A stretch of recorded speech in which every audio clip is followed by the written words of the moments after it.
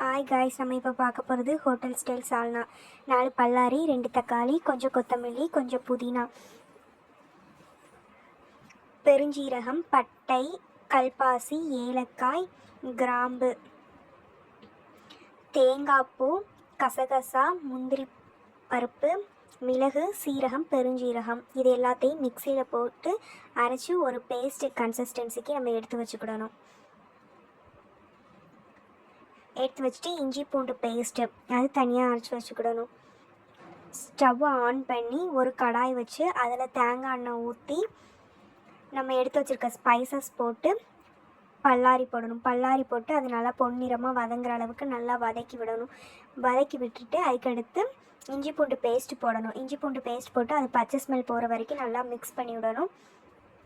புதினா, கொத்தமல்லி அதெல்லாம் போட்டு நல்லா மிக்ஸ் பண்ணிவிட்டு தக்காளி போட்டு தக்காளி நல்லா மசிகிற அளவுக்கு நல்லா வதக்கணும்.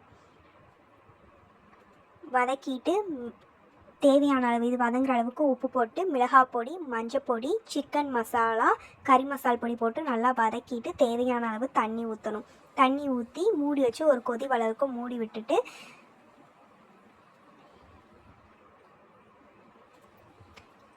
அடுத்து நம்ம அரைச்சி வச்சுருக்க பேஸ்ட்டை இதில் சேர்க்கணும். சேர்த்து ஒரு மிக்ஸ் பண்ணி விட்டுட்டு கொதிக்க விட்டோம் அப்படின்னா டேஸ்டான ஹோட்டல் ஸ்டைல் எம்டி சால்னா ரெடி.